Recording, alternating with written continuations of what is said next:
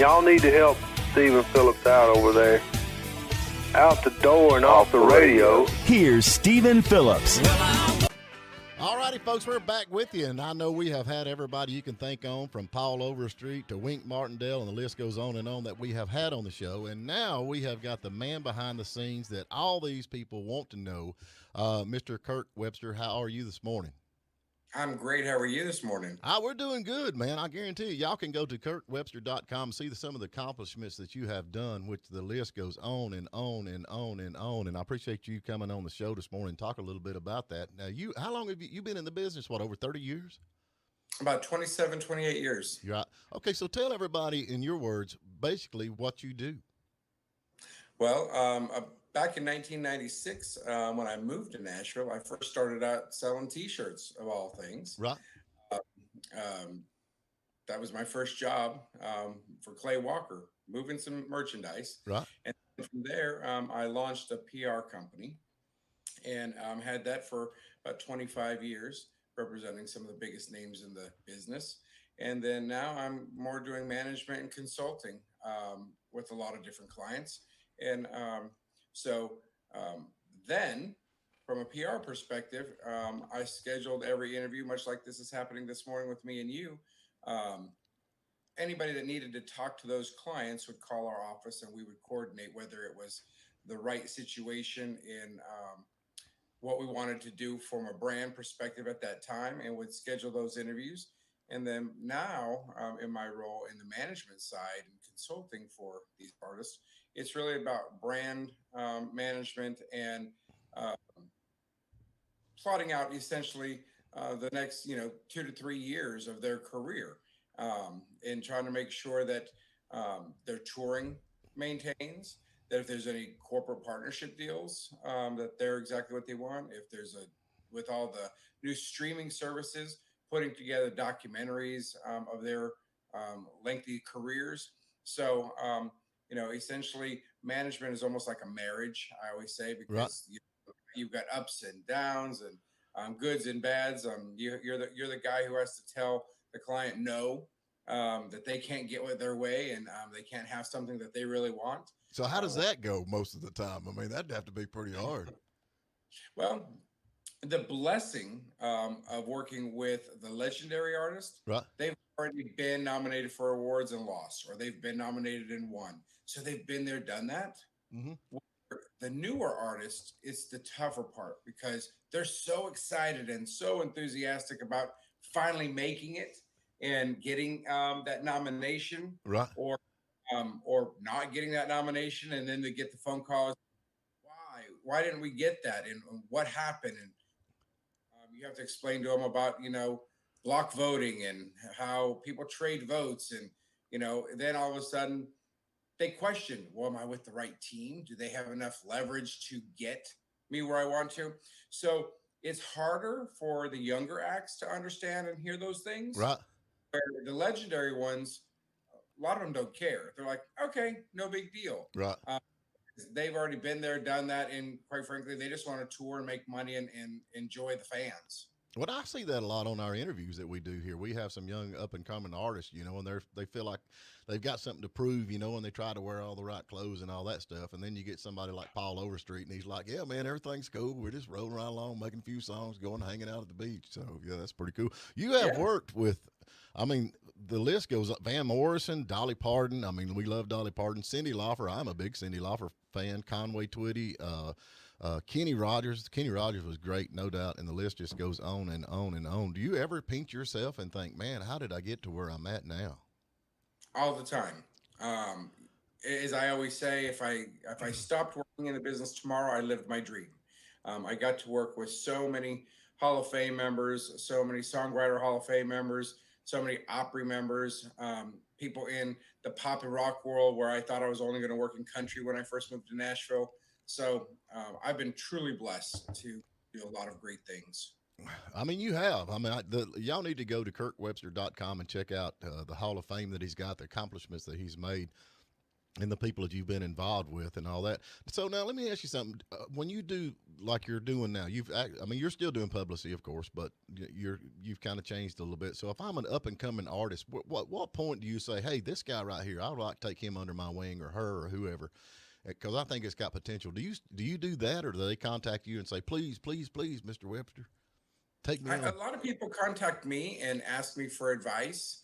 And I always try to explain to everybody it's the music business. So, first off, you have to remember that it is a business. Right. It's not all, excuse me, fun and games. It's not all just about stardom and fame. Mm-hmm. The true business behind this. And secondly, the other word that's part of it is the music. So, it doesn't matter how great you look. It doesn't matter how much money you have. It doesn't matter all these things. The true fact of it is you have to have great music. Mm-hmm. And so, whether you're a songwriter or you've gone and found a publishing company that's let you listen to, a bag full of songs, and you think you found the right song, you've got to have a great producer, and you've got to have somebody go in the studio and make some great music to get people's attention. Right. So that's the first piece, mm-hmm. is to remember that it starts with the music. Then from the music, you have to remember it's a business, and that not everything is, fairy tale. It's not just going to happen. There's a lot of work that goes into getting an artist a record deal. And then once you get a record deal, it probably is 12, 18 months before you ever see the light of day at radio. By the time they do photo shoots and media training, making sure that they have the right songs that they want to come out with first, because they don't want to launch a song and then have it flop and then try to resurrect a career on the second single, because at that point you're already tainted at radio.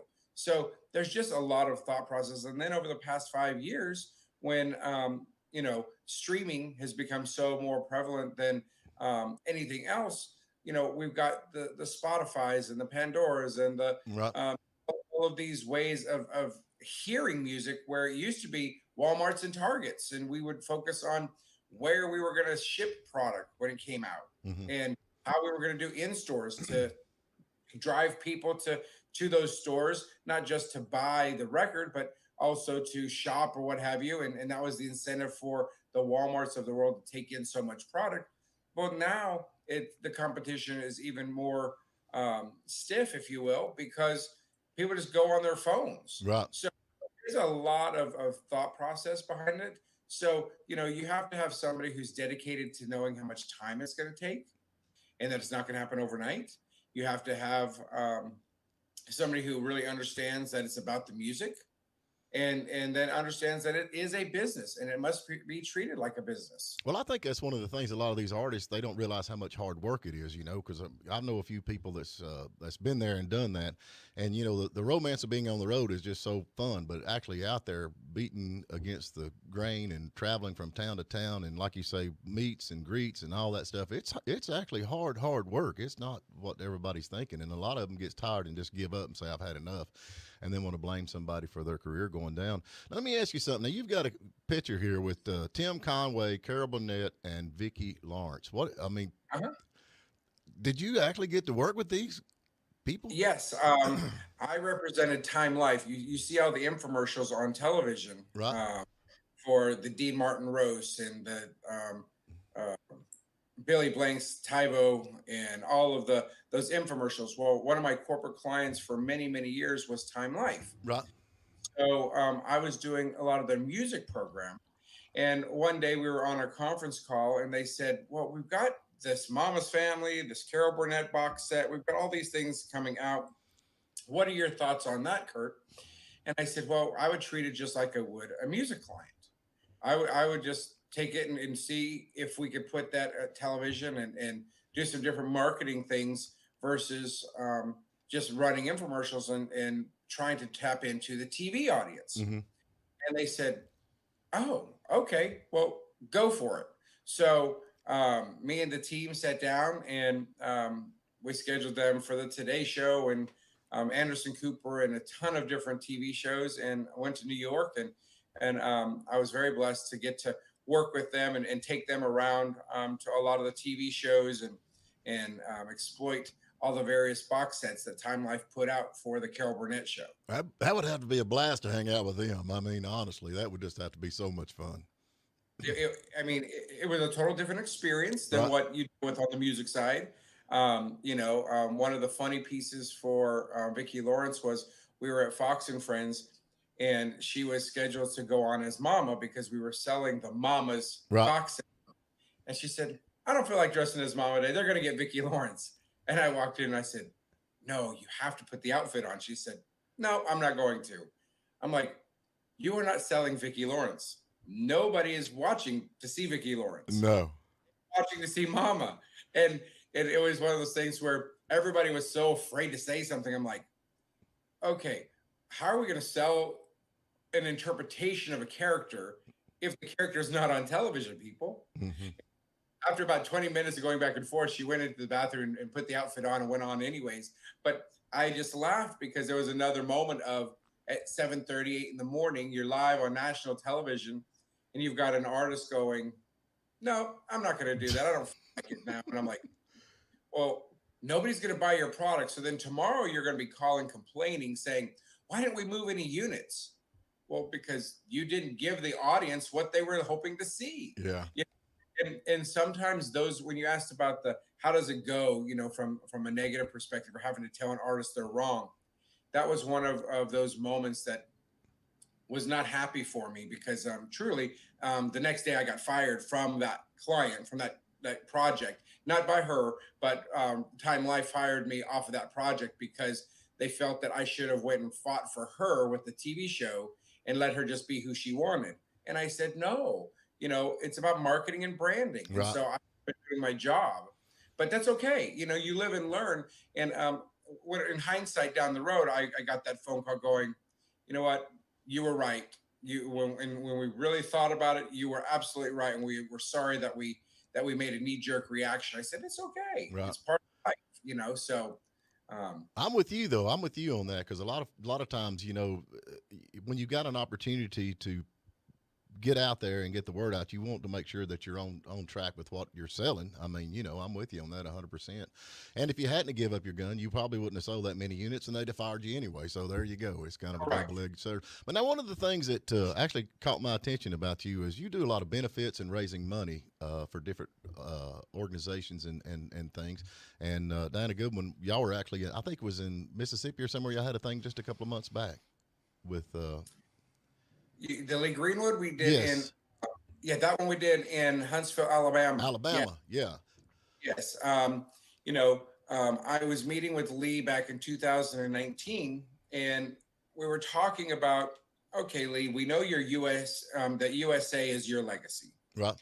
And what is it that you want people to know about you overall when you call it quits, the day that you retire? And believe it or not, he's 79 years old this year. Mm-hmm. He'll be 80 in October and he's probably going to want to retire in the next year or so. Just obviously he'll always do that one song, but from a touring perspective, like we were talking about earlier, that hour and a half that they're on stage is the easy part. It's the 23 hours a day of phone interviews or scheduling or traveling. That's the part that makes an artist, whether they have it or not. Can they muster up and deal with those things, or can they not? Right. So I was sitting with he and his wife, and we were having the conversation. I said, from a legacy standpoint, you've had 7 number 1 hits, you've had 20 top 10 hits, but you're known for one. Right. And at the same time, that one didn't go to number 1. That one did not win you the Grammy. So how do we make sure people know that you had a career beyond USA? And we started just talking in general about opportunities. And I said, well, remember, we did the Kenny Rogers special. We did the Randy Travis special. We've done, several of these multi-artist events. Are you interested in, do you want us to put one together? And he said, sure, I would love that, but I just don't know if anybody will care. And I said, of course they'll care. And as an artist that has performed for 6 presidents, he's so humble. Oh, yeah. Mm-hmm. It's so much different than what you might think. Now, he's very militaristic. It's very black and white. Right. There's no gray. He's very, very matter of fact when we have our conversations. He doesn't like a lot of changing stories and movement, if you will. Mm-hmm. Which I respect because he's been around military, most of his life and most of his career. But so we started out doing that. And for the past 10 years, he's been aligned with an organization called Helping a Hero. Right. And if you go to helpingahero.org, you'll kind of see where they've given over 100 homes away to veterans that needed adapted homes, if you will, meaning wider doors for a wheelchair, or the temperature they've been burned. So the temperature must stay at 68 degrees no matter what happens so they don't get infection. So he started working with this organization and building homes. And so we turned that event into a way to support Helping a Hero, not only raise funds, but awareness on a national level. And little did I know at the time, when we put it together, we were just going to film a multi-hour, multi-artist special. Well, while we were there, because in my mind, I went back to the place of not everyone knows IOU, Dixie Road. Right. These people may not know those songs. So how am I going to keep them in their seats for a 2.5-hour TV special and feel enthused? So I went to the Oak Ridge Boys and I said, would you guys do Elvira as a second song? The Gatlin Brothers, will you do All the Gold? To Debbie Boone, will you do You Light Up My Life? And so I asked 10 artists to do a second song. Those, quite honestly, were going to be what we call throwaway songs. Right. They were just perform them. Their audience was going to get on their feet and dance and sing along and have a good time. Well, once we filmed them, it was one of those moments where I went, we have something here. Yeah. It was too good. And this was too great. So we filmed that October 12th. October 13th, I started reviewing tape. By October 18th, I said, we need to do a telethon and take those songs and turn them into a way of raising money for Helping a Hero. So I called Paula Dean, I called Lee, and I said, okay, I want you guys to co-host this telethon for Helping a Hero. And we're going to use these songs that we were going to essentially shelf, and we're going to make it to where that's the entertainment throughout the telethon. And we came back to Nashville in November and filmed all the intros and got that done. Went to editing. And on December 27th, we put it out on 5 or 6 different networks and started raising money for Helping a Hero. And next month, it's going to air 28 times on about 4 or 5 different networks again, and including Newsmax and RFD and the Heartland Network and the Trinity Broadcasting. So it's going to get more play, into core audiences that will donate money. And we're going to raise a lot of money right now. Johnny Morris of Bass Pro has given us the 100 Home Challenge, to where he has donated 25% of whatever it will cost to build 100 homes. And so we're out there raising the rest of the money to build the other 75. Well, man, I'm going to tell you, hats off to you, and I appreciate that, because I think our military veterans get left out of a lot, and that means a lot. And I know Lee Greenwood is all about it. He is a fantastic guy. Yeah. And all the stuff that you're doing, people don't realize what's going on behind the scenes. But anyway, we're talking to Kirt Webster. Here's a funny Dolly story real quick, Stephen. Right. So I was at the Charlie Daniels Volunteer Jam big show at the Bridgestone Arena, and I get a phone call, and it's, have you seen the news? I said, no. The wildfires are going crazy in Knoxville, Tennessee, and it's not really looking good for everybody at Dollywood and in that Sevier County. I said, oh, okay. Well, just let me know whatever we need to do. So the next day I got on the bus. This was 2016. We were in the middle of a world tour with Dolly. I got on the bus. We went to the next city that we were supposed to be performing at. And all of a sudden, Dolly asked Danny Nozell and myself and Jeremy Westby and a whole group of us to come to the bus. So we do. And she said, well, I've put my foot in my mouth. She said, in a good way. She said, I told them all that I'd give $1,000 to every family that lost a home in the wildfires for a month, for each month for 6 months. And she said, as of right now, there's 200 and some odd homes. I'm like, okay. Well, by the end of that day, it was up to like 400 homes. Wow. By the end of the next day, it was like 600 homes. So all of a sudden, you know, she was going to have to write a check for $9 million out of her pocket. And she said, you know what? Those are my people. I will do it. So I said, well, why don't you become Jerry Lewis and let's do a telethon? And she said, you just tell me when, let's do it. And tell me where to be. All of a sudden, Danny looked at me and he said, well, let's go. Yeah. We went to the production office, got on the radio and asked everybody to come into catering. We all sat around, and 11 days later, we put on a telethon in Nashville, Tennessee with Kenny, Alison Krauss, Jamie Johnson, Cyndi Lauper, Don McLean, you name it. They were all there. Wow. And we $13 million in 3 hours. Wow. And paid off that bill, took care of all those people. And with all the money left over, she ended up buying cars and tram gift cards, if you will, for people to get on trains and buses and all of that stuff. She's fantastic, man. 11 days is absolutely unheard of, putting something like that together. Kirt, we have got to get to a break, man. And like I said, just go to kirtwebster.com. Check this out. This guy right here is the man behind the famous people. I guess he's famous himself in that circle, but I guarantee it. But I do so much appreciate you coming on and telling us a little bit about it. Need to get you back because you have got so many stories, man. It's just, you need a book. That's what you need. I would never want to hurt anyone. No, don't say that. Yeah, we just need the good stuff, not the bad stuff. No, I know. I'm just messing. All right, man. Thank you so much, Kirt. Thank you so much, and you have a great morning. Hey, appreciate you, man. Thank you for spending a little time with us. And remember, you can tune in every morning at WJULradio.com at 8 a.m. Eastern. And please subscribe to our YouTube channel and like us on Facebook, The Morning Dish.